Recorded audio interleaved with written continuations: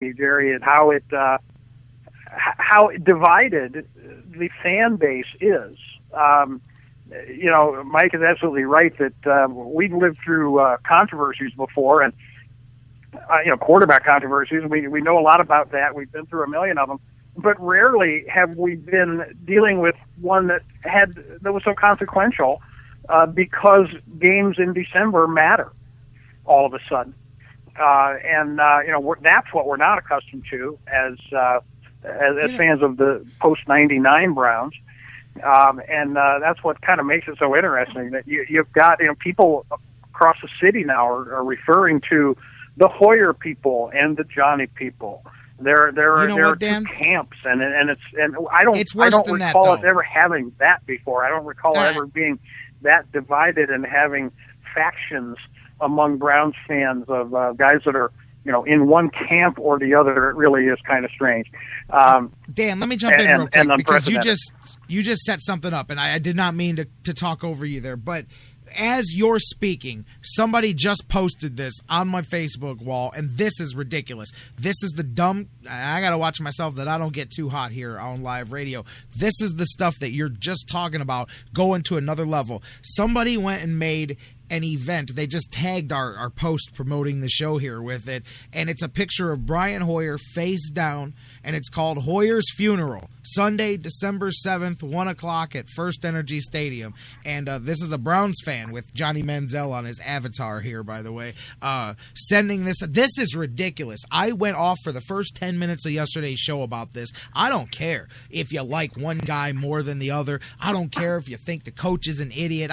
You can have your opinions about sports. We all do. That's the great thing of what we do. But I mentioned yesterday that the reaction that made me mad wasn't the percentage of the fans that wanted Manziel. It wasn't the percentage of the fans that wanted Hoyer. But if you heard me open yesterday's show, there was a solid 15-ish% of the people, and I'm talking a couple of hundred people in just 48 hours since Sunday, that got a hold of me about this very topic, that admitted to me that all season long they have rooted for the Browns to lose and for Brian Hoyer to suck and or be injured so that they could see Johnny Manziel. And I had at least one media person who people would know if I told them who he was, who admitted the exact same thing to me, said, I know this makes me an ass, but I've secretly been hoping all along for them to go down so that we can get Johnny football time started. That bothers the hell out of me.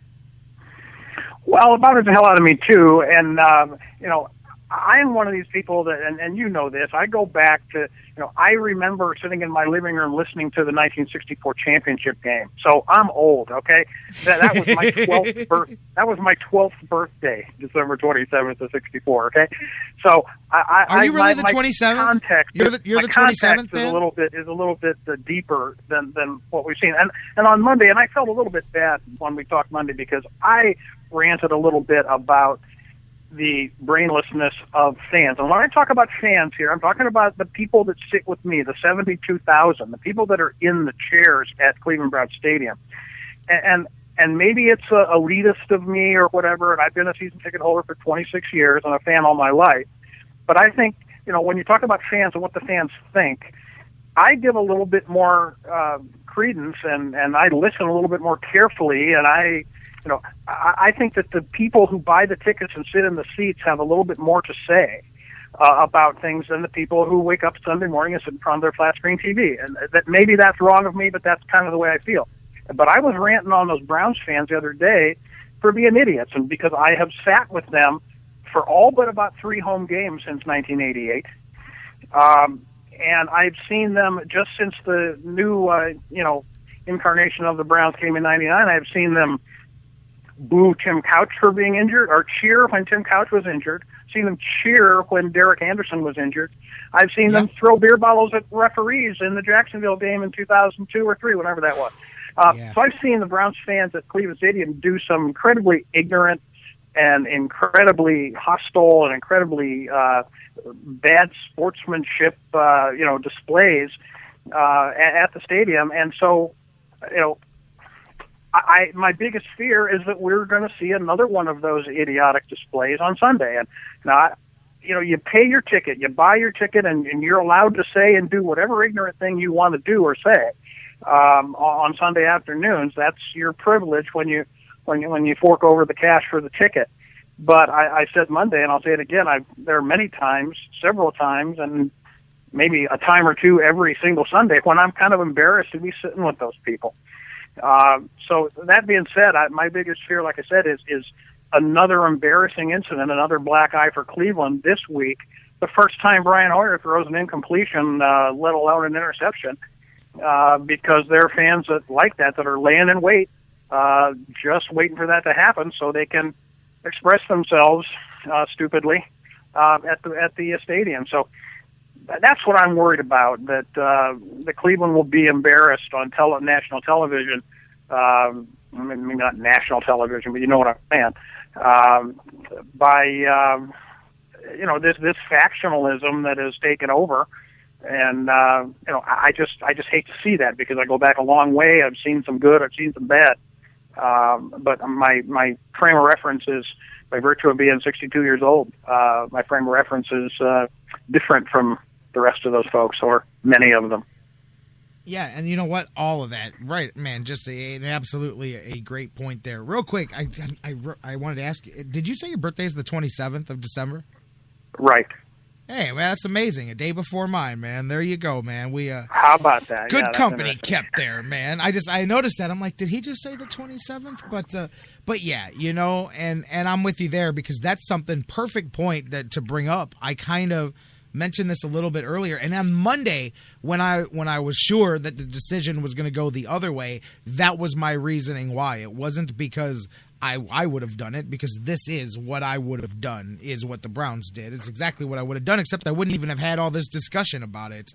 But I like the discussion about it, because you know what? Hey, I've said this about Hoyer. Every time he feels the fire, every time he feels the footsteps, as the old expression used to go on the football field, he has picked it up a bit.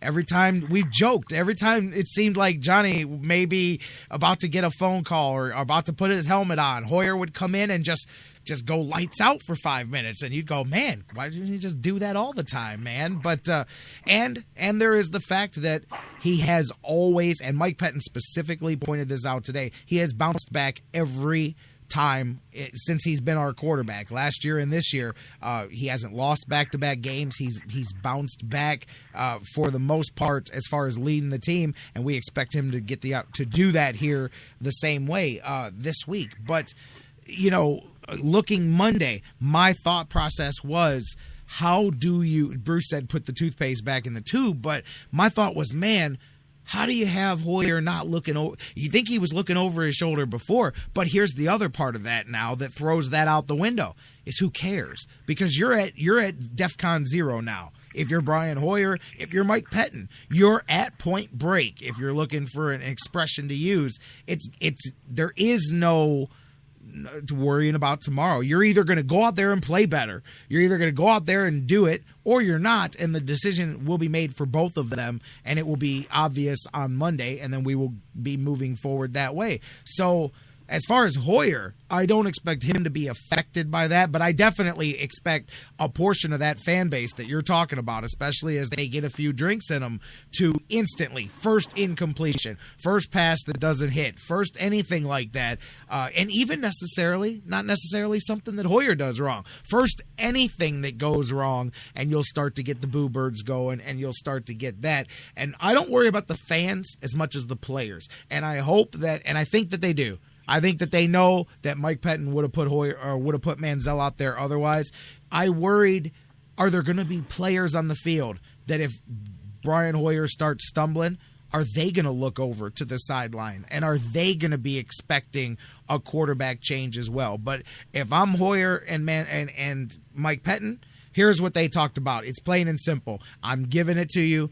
Go out there and make it happen. I will give you all the rope you need. But at this point, when things change, things change. You understand that? I understand that. Go win me a football game. And I'm pretty sure that was the nitty-gritty of their conversation. Yeah, that may well be. And maybe it's the downfall of reading too much into what happens on Twitter. Certainly that could be found guilty of that from time to time. But what I see this morning are people saying, people that are accustomed to the Browns being a losing organization are taking the position of anyone who now says, hey, I'm okay with the Browns' decision to start Brian Hoyer. You are now put in the category of an apologist. You are an apologist for a losing organization. You're going along with this decision, which obviously these people disagree with. And you are now an apologist for an organization that has shown once again, and this is just yet another example of how the Browns are losers, because they're starting this loser Hoyer instead of this savior Johnny. This Brother, is how I've been kind of told that this morning.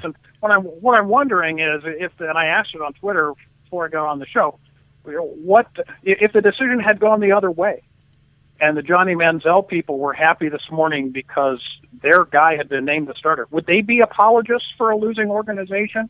Or are the Browns all of a sudden a winning organization because they decided to start Johnny Manziel this coming Sunday?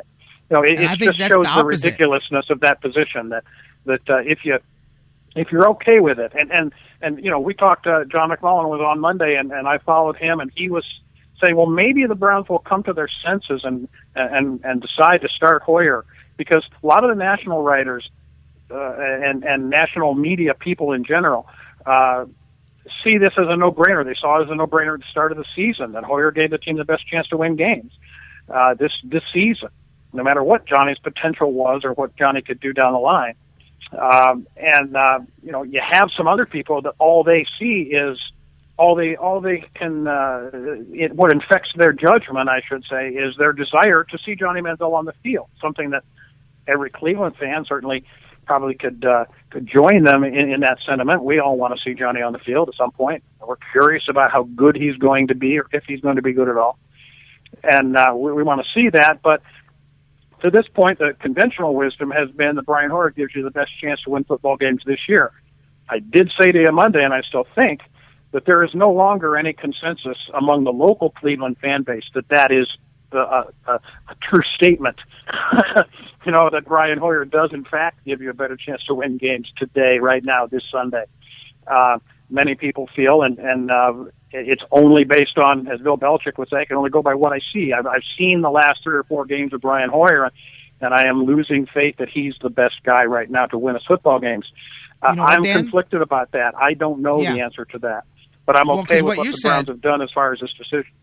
Well, what you said, conflicted about that, because to me, you heard me earlier when I said this was cake if they wanted to make Manziel the quarterback. The stage was set. Everything was absolutely set to make this a celebrated decision as far as everybody on the outside. And I think you touched on something right there, and I mentioned it earlier in the show. LG touched on it on his phone call as well, too, which is, with all of that being said and how easy this would be, that clearly the person making the decision does not feel that Manziel gives them a better chance to win now. And I think this is why 5 alarms should be going off in people's heads about the potential future of Manziel. We're eventually going to have to find out what he can do. But the fact that he didn't do it earlier, he didn't do it in the meantime, and at this point, when the world is begging you to do it, and when probably half of the people in the front office and the ticket selling departments are begging you to do it as well, for that still not to happen, because like you just said, and you and I have mentioned this before, they see every rep in practice. They see everything that we don't see, and they still didn't pull that trigger. Now, I get some of it is being loyal to your guy, but like I said at the beginning of the show, Mike Pettine did not get into the coaching business to go down on Brian Hoyer's Titanic. He would not do that unless he truly felt it was the right decision for this team this week. And that should worry people about the potential of Manziel, simply because that's proof positive that he is not yet ready to play. And I'm going to ask you a question that they asked me earlier. Somebody dropped this on Facebook. It was a fantastic question, and it was, do you think, with everything the way it happened this season, had Johnny Manziel been the quarterback from week 1? I'm just curious, your honest thoughts. Do you think the Browns would still be 7-5 at this point had he started from week 1, or would they be better, or would they be worse? Just I don't think the record would be as good as it is today had Johnny started from the